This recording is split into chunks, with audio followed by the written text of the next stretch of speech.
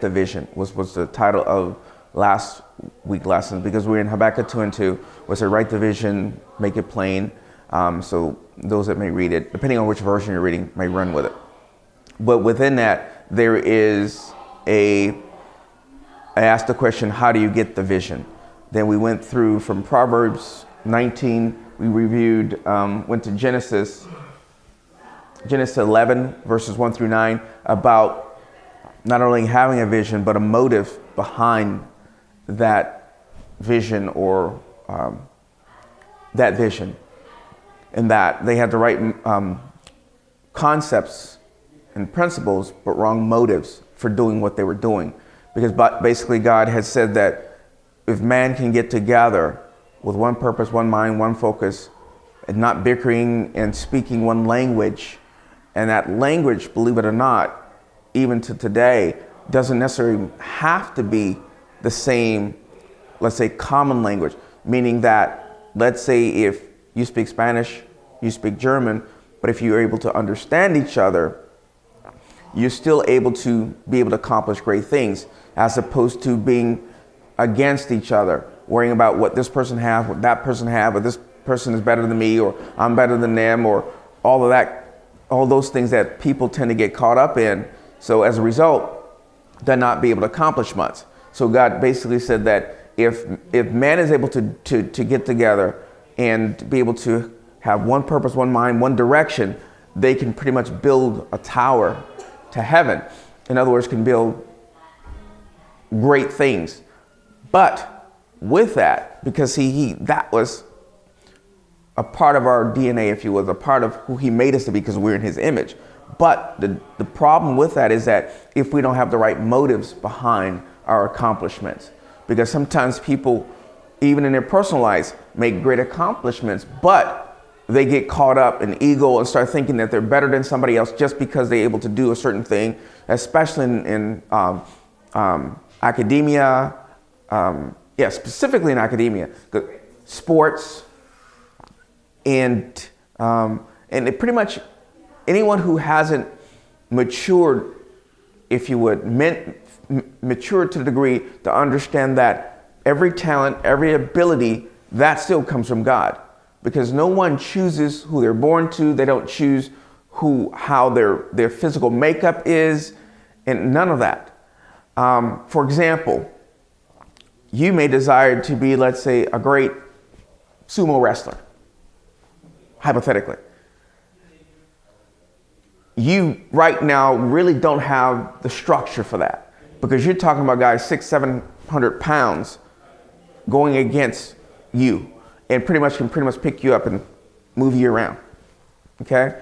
The same token, you may desire to be, let's say, a superstar basketball player. Okay. Average ball player is over 6 feet tall, 6-7 feet in many instances. So that really may not work out. Or you want to be an NFL football player and be on the line. I wouldn't suggest that. Because again, you're talking 300 pounds, basically you're going up against a bull, and you pretty much might become carpet, the reality.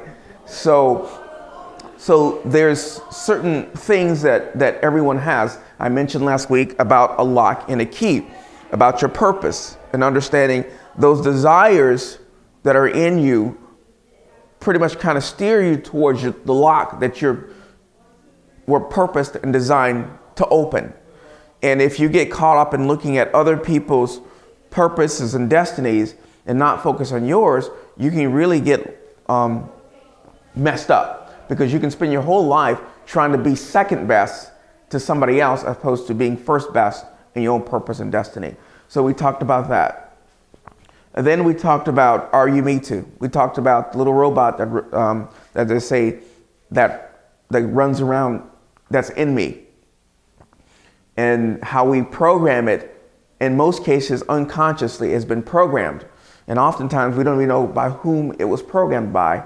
And in some instances, there are multiple programmers, but not only multiple programmers, but sometimes at the exact same time, where you have different people that you respect or believe, but they have conflicting information, conflicting ideas, And then you get kind of stuck. It's like, okay, well, who do I believe? So as a result, the little are you me too sometimes can become off track. But as I said, the are you me too, because it listens to everything that you say, that you tell yourself, everything that you believe, everything that you accept through your eyes, through your ears, information, and that has never been rejected. So it starts programming itself. And then what happens is, also known as the subconscious, you start acting and doing things, really not realizing that you're doing them. Not really realizing, okay, well, why don't I do this? Why am I afraid to, let's say, to skydive? Or why am I afraid to speak or to talk to people? Why am I afraid to make friends or not make friends, or to stand up for my position if someone's yelling at me? All these things that gets programmed into our are you me too, until such that we are oftentimes on autopilot, but at the same time we're frustrated because we don't want to be that way, but at the same time we subconsciously or unconsciously respond, and then once it's over we beat ourselves up saying like, I know I should have did this, or I know I should have done that, but yet I didn't do it, or yet I did do it, because Paul talks about that when he says that the things that he desires not to do, but yet he still finds himself doing them. So that is an example of the are you me too. And I said that what we have to do is just like with any computer, any technology, sometimes we have to reset it. And so I said that we have to reset us. And I gave you what the acronym reset us means. And that basically says resist everyone saying everything to us. In other words, don't accept everything that comes to you. And you don't have to be mean or rude about it, but you have to decide what's good for you and what's not. What will you accept and what you will not accept. Because if, for example, you have a desire, let's say you're in California, you have a desire to go to New York, you have to go east. But you have people telling you that you should go north, or you should go south, or you should go west, or you should go northwest, north, every direction except for what you should be doing. And as a result of that, by you not filtering that out and saying, well, no, you can do it politely, in other words. In other words, you can agree to disagree without being rude or mean or nasty about it, and say, well, that's your opinion, I don't agree with it, or whatever. Or in some cases, depending on the environment that you're in, because I also mentioned that sometimes when you're in an environment, you have a choice. Either you have the conversation leave or you leave. And then sometimes you don't have that option, because it could be family or whatever, where you can't get away from that. So you have to learn the art of hearing without listening.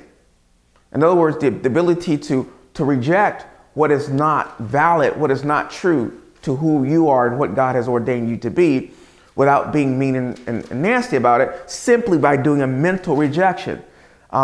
Because someone can say something to you, you can say, well, in your head, I don't accept that, or I don't believe that, or that's not according to God's word, or the Bible says this, this, and this, and then you can just, again, let it pass right through you, or pass right around you, if you will. Because we've often said that, we don't control the thoughts that come to us, but we do control them once they get here. Whether we choose to hold on to them or release them. And that's what we're talking about with Habakkuk. Habakkuk, the name meaning to grab, to hold on, to cling to. We have a choice whether we're going to cling to those things that come to us or we let them pass on. So, and the result of that will show up in our life. Because the reality is that if you want to know your future, if you want to know what's happening down the line, simply take a look at what you're doing now. You don't have to go to, as these, you see people going to these psychics and running tarot cards, and what does my astrologer say, and what does this say, or chasing after certain prophet or prophets or whatever, and say, okay, well, what is God saying? What is God saying? We have that connection. The only thing you have to do is just say, just start exercising, start writing more emails, getting down on your knees in prayer.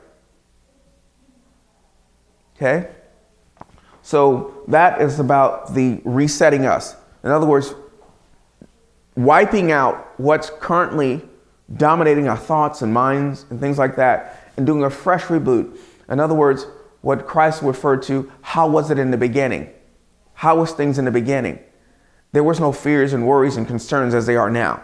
How were things in the beginning? We take on all these things. We pick up this stuff, and by our own choices, we accept those things, never asking why or where it came from. So, resetting us. And last but not least, we talked about, in order for that to take place, we talked about Matthew 19:4. And when Christ said that we should come unto him as like a child. Again, depending on which version you're reading, and that's basically when the disciples brought the children some people brought their children to Jesus to lay hands on them, and the disciples basically shunned them, and Christ said, basically to stop, leave them alone. And if everyone would come to him, in other words, like a child, because children believe what you tell them. Anessa will believe what we tell her. If we were to tell her that the Easter Bunny was real, Santa Claus was real, all that, she would believe us because there's no reason for her not to. Because she trusts that what we tell her will be the truth. Because we're her covering, her protection, and all of that. And that's the same thing with Christ. He's our covering, he's our protection, he's our light in the darkness. He's our, the beacon, the lighthouse along the shore that prevents us from danger.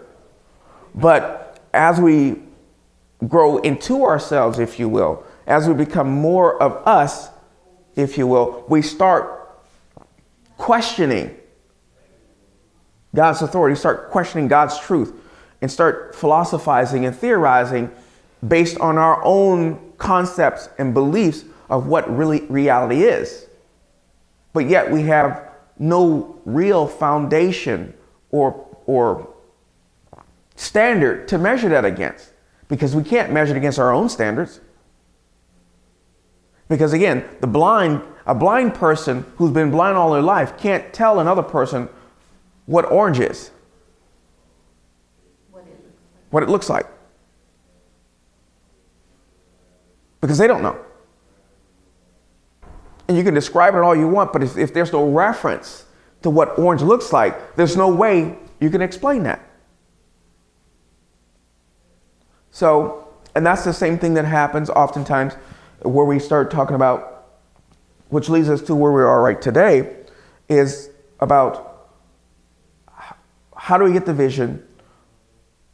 And the title of the lesson is writing the vision. Because it says, write the vision, make it plain, so that those who may read it might run with it.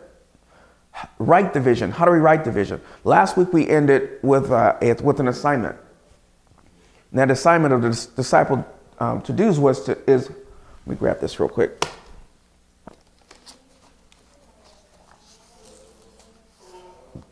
The assignment it says spend a few minutes before you go to sleep and imagine being, having, or doing what God has placed in your heart. It says, for example, I want you to pretend that whatever great things that you can imagine, when you wake up in the next morning, it'll happen.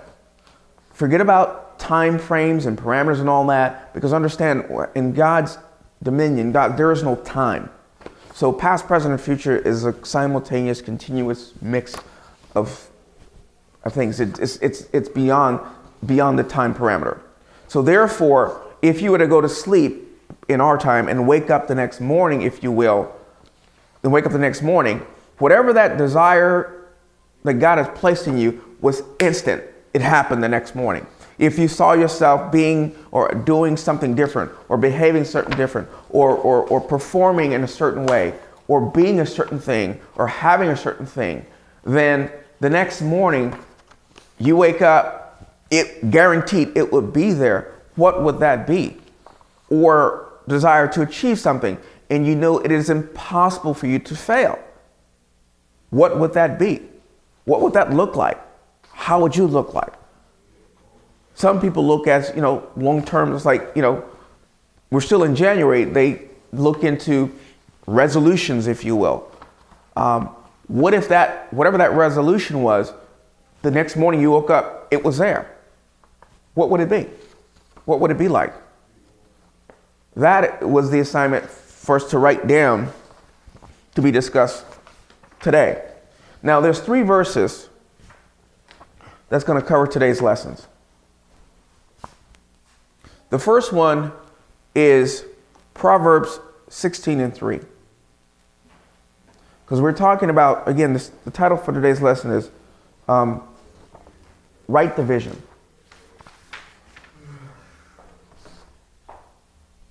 And Proverbs 16:3 says, commit to the Lord whatever you do, and he will establish your plans.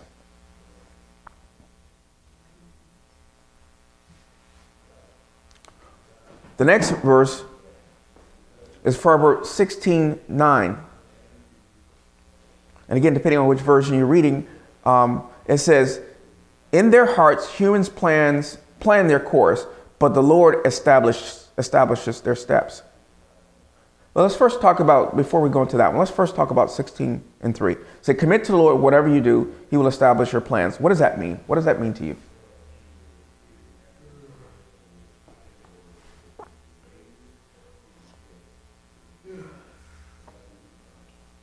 Anybody? What does that mean? What does that mean to you? It says, commit to the Lord whatever you do, he will establish your plans. He will establish your plans. Huh? Okay. He'll give you plans. I think to me the key word there is commit. Okay. Commit to the Lord. So I'm meditating on what does commit mean. What is a commitment? I'm committed to you, meaning that involves Involves a decision. a decision. It involves loyalty. Involves faith. Involves that's the only option. Like don't look at other options because Right. this is what I'm committed to. So you can't be double-minded. You can't say, well, I want this, and then I want this. Well, I want this, then I want that. Well, I want this. In other words, you can't get caught up in the shiny object syndrome. You can't be chasing like the cat in the little laser beam, chasing all over the place. You can't be want this today and that tomorrow. In terms of, let's say, you're starting a business, for example. You say, I'm going to start this one, then you start doing this, and then tomorrow, I want to have to start this one, or the next week, I want to start this one, or next week, now I want to start this one, or next Tuesday, I want to start this one. Nah, I want to go back to the other one. In other words, there's no commitment to it. There's constantly changing, constantly flip-flopping, if you will. In other words, there's no commitment. But when you do commit, what happens when you commit? What did this verse say? It says, he will establish your plans. In other words, but check this out though. He didn't even say commit. Commit to what? To the Lord. Commit to the plans or commit to God? Commit to the Lord. Right. Because if It's kind of like having an agreement with God and your communion with him and say, Lord, this is what I want to do, and I commit. It's my commitment with you. Okay. That I'm going to see it through. Now, you're going to see it through, but what else does that mean? Now, if you commit to God, is there certain standards and parameters that you should operate within? Because see, those plans that you may want to have in place, let's say that business, you commit that to God, but at the same time, you're mean and rude to nasty. The customers come in. You might try to cut corners, cheat customers, do whatever it takes to make a profit. So is that committing to God? So not only do you commit, so commit is like you share your plans with the Lord, you make a commitment with him, and you ask for his blessing if you would, or his help. At the same time, there is a standard. Right. Because I'm going to do this, then I think they turn on the AC. I think they turn the AC. He's got cold. It is Yeah. cold. All the batteries are out. Yeah. But go ahead. I'm sorry. So that's what I'm thinking. Okay. That there's, like, if I commit to you, you know, Mm-hmm. then guess what? Now we're walking together. Right. And now it's like I represent you, you represent me. Right. There's a certain standard. Yeah, because now walking with you is not, you know, it's not just. What your decision doesn't just impact you. Yeah. Okay. So commit to the Lord whatever you do, and He will establish your plans. Okay. And He will establish. Right. So He will make sure that they're successful. Right. He would establish your plans. Now, keep that in mind. The next verse, Proverbs 16:9 says, "In their hearts humans plan their course, but the Lord establishes their steps." What does that mean to you? That's what it says. What? They don't establish steps that they're the steps that you would do to get your goal. How does that tie in with the plans that you make? Let's say if you have a plan to, you may have a plan, let's say Monday morning, to drive from the house to college. That's your plan, right? Those are your plans. Now, how does that apply into, but the Lord establishes their steps? How does that tie into those plans? How does it, because you says, how does that elaborate? What does that mean? What does that mean to you, should I say?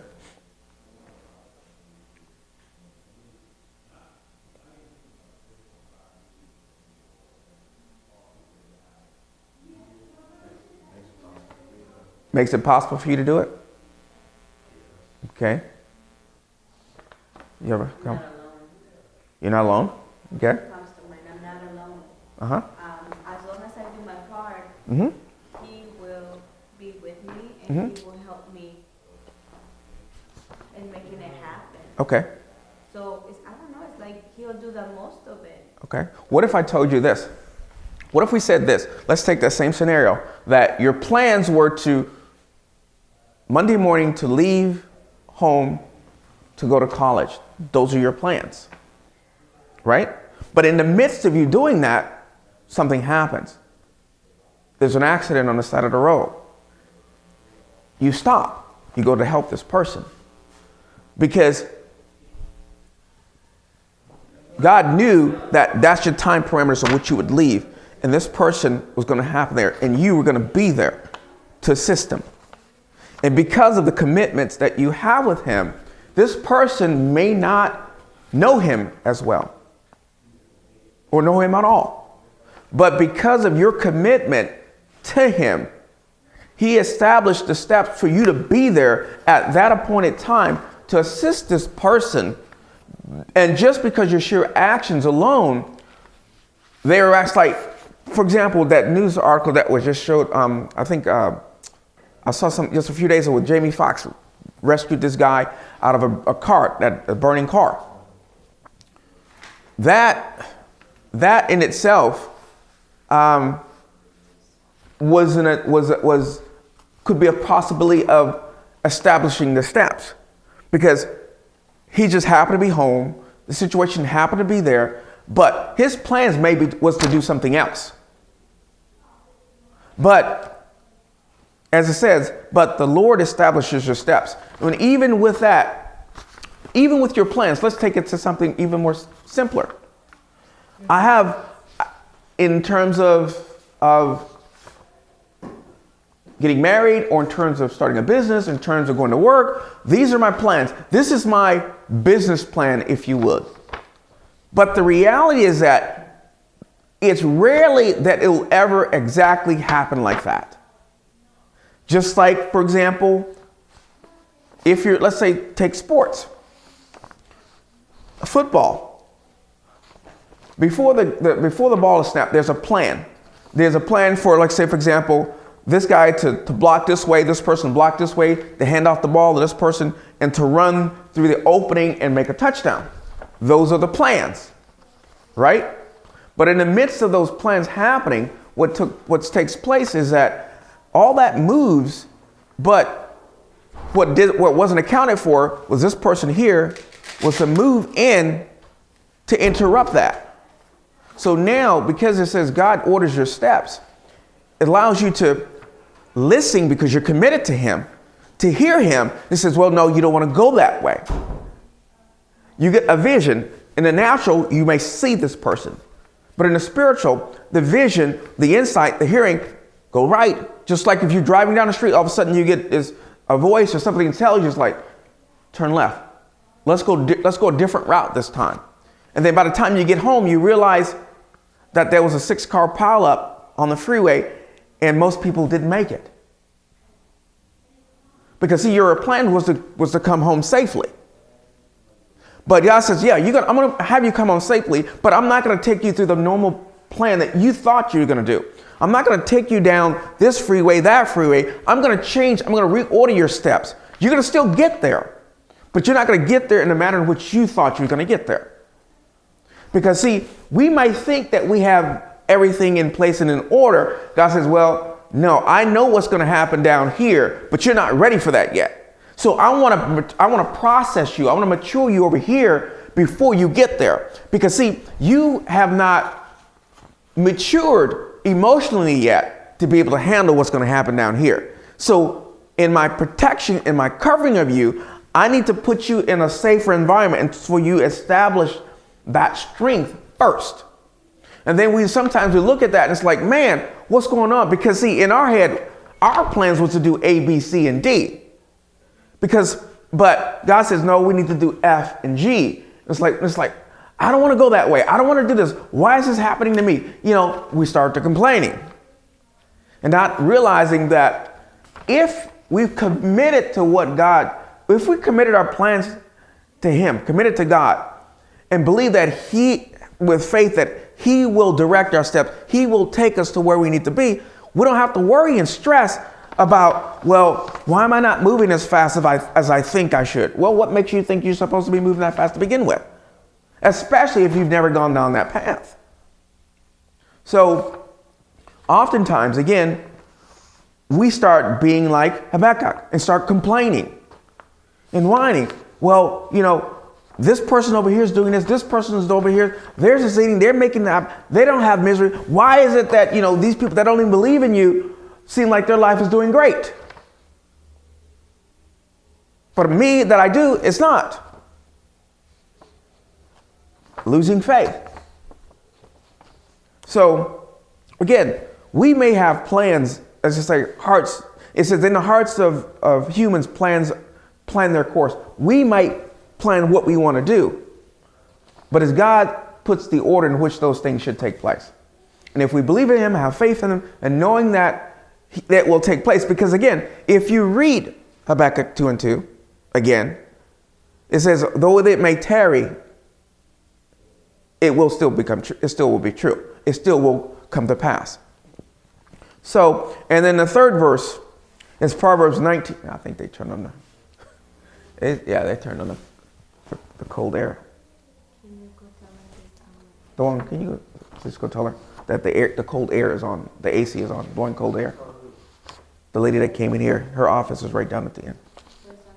First office on the right. That way. Okay. So the third verse is Proverbs 19:21. It says, many are the plans in a person's heart, but it is the Lord's purpose that prevails. What does that mean? It says we have many plans and things that we want to have happen, but it's the God's purpose that will prevail. So even though we may have plans to do this, or plans to travel the world, or plans to take a vacation, or plans to do this, or plans to be the great brain surgeon, or plans to do whatever. But if we're not connected or committed to God's word, what happens is that all those plans, all those things that we, again, would like to have happen. Oh, there's no battery in it.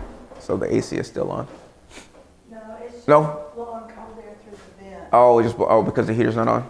Yeah, and the battery's not even on. Wow. Yes, you go buy some batteries. Oh, okay. Thank you. So I guess somebody else did get the Holy Ghost dance on. Get warm. Has a fan on. I guess it said turn off. Thank you. So the verse that we mentioned again is Proverbs 19:21. It says, "Many other plans in a person's heart, but the Lord's purpose, it's the Lord's purpose that prevails." So in other words, regardless of the plans and things that we may have in our hearts, God's purpose still will prevail. Now understand this, check this out. And this is where people get kind of off. Now, does that mean that what you have planned will not come through because God's purpose still prevails? Does that mean that's not going to happen? It will happen, but in a better way. Right. Because we think 3, and God always gives us 10. 10. So it will, like, let's say you, a young person, you're thinking about, I'm going to marry, and have ABC. Well, you can marry and even to a greater person you ever thought, because that's God giving you that greater person. It's Yes. wonderful spouse, and you're thinking you're gonna buy, a little 3-bedroom, 2-bedroom, 3-2-bath house, and you be happy with that. But then He gives you even more because you're faithful, you work hard, you mature, and like you said earlier, He'll give you what you are ready for. Yeah. The other thing, see, I believe that that's one of the reasons sometimes where people don't believe or don't want to commit to God, commit to Christianity, because see, they feel that this concept that they may be missing out, they lose. If I commit to God, what if God doesn't want me to be this, but this is what I want to be? Like, for example, what if God doesn't want me to be wealthy? Because everything I read in the Bible is that, that Jesus was poor, or what I hear, not read, what I hear that, the meek shall inherit the earth.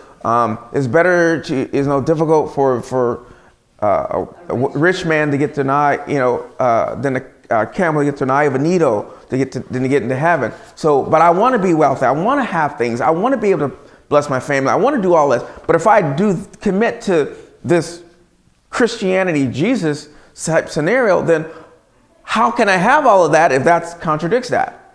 But the reality is misinformation, because it doesn't contradict that. Even that verse alone, for example, it says that many of the plans of the person's heart, but the Lord's purpose prevail.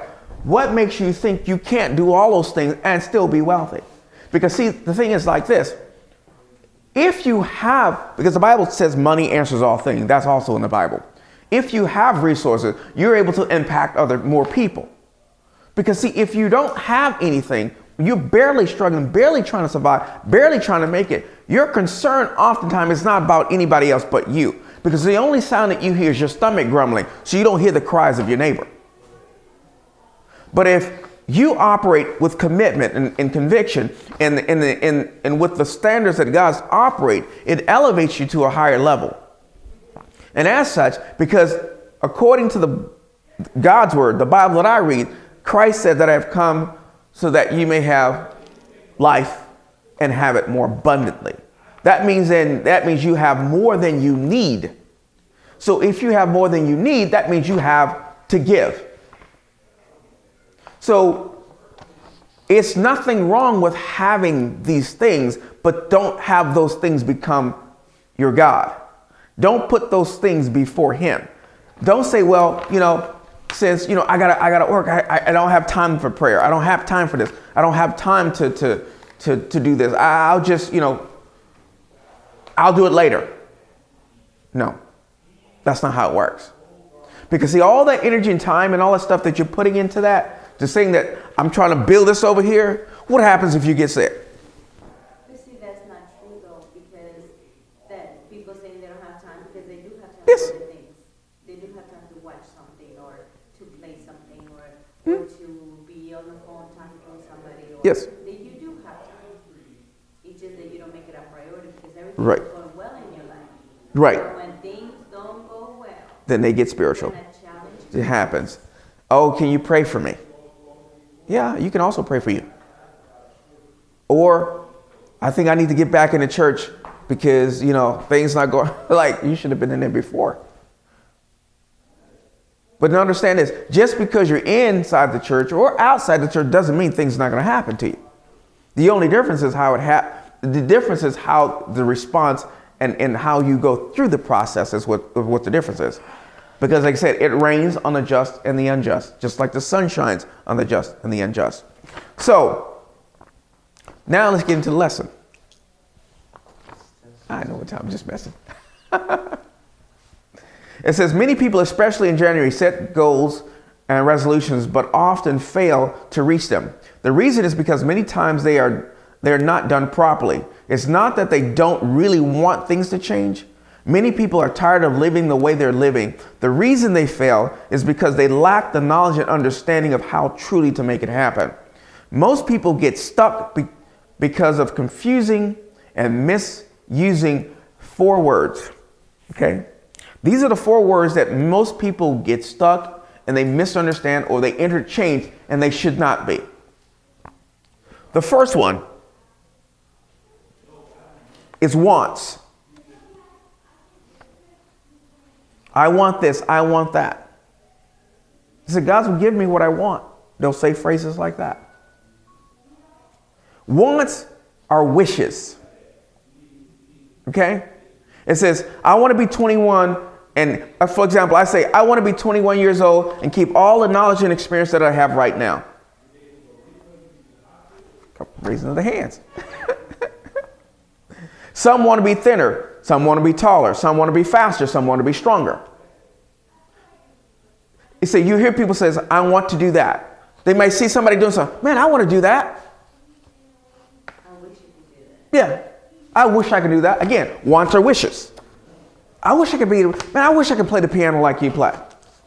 But I don't want to spend the time to practice like you practice. Want. I'm going to tell you a secret. You will never get what you want.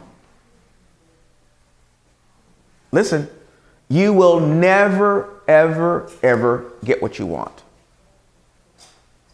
Second word, because wants are wishes. I wish I could fly. Man, I wish I was a cat.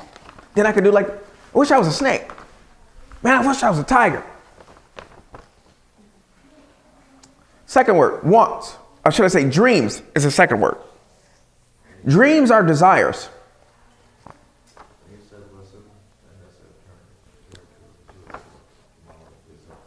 Okay.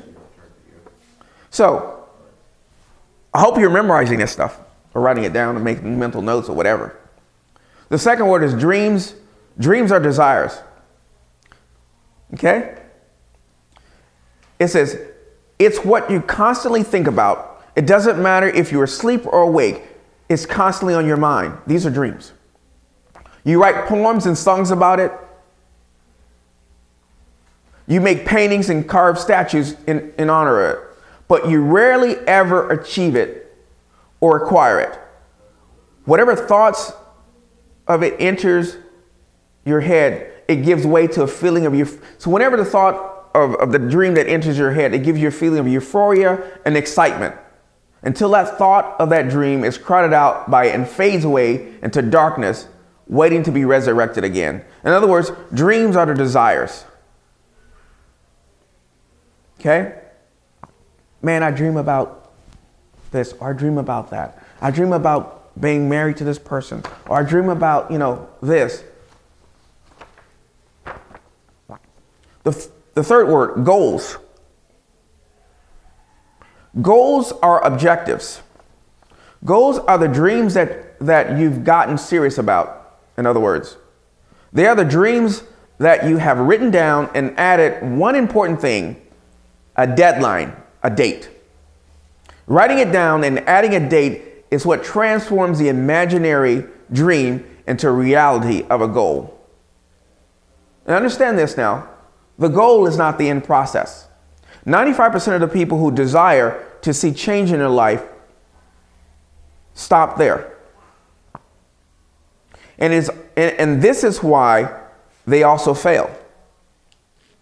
That's like, for example, just having a goal would be the equivalent of you taking a spoonful of food, putting it in your mouth, chewing it, and spitting it out. You get to enjoy the taste of it, the smell of it, the look of it, but you never get the benefits of it. Okay? So goal is the objective. The fourth one is plan. Plans. That's the fourth word. Plans are the process of reaching your objectives or goals. See, Habakkuk 2:2, it says, write down the revelation, make it plain on tablets so that the herald may run with it. It didn't say write down your wants, write down your dreams, or write down your goals. It said to write the vision and make it plain. Write a detailed process of what that vision will become as a reality. Study it, meditate on it, commit it to the Lord. Take action, but allow God to guide your steps. And be flexible that you may not end up where you thought. Just have faith that sometimes it may tarry, but just wait for it because it will definitely come true. And with that, we're going to close out and just re-emphasize these are the four words again. First one is wants. Wants are wishes. Second one is dreams. Dreams are desires. Third one are goals. Goals are objectives. And the fourth one is plans. Plans is the process of achieving those.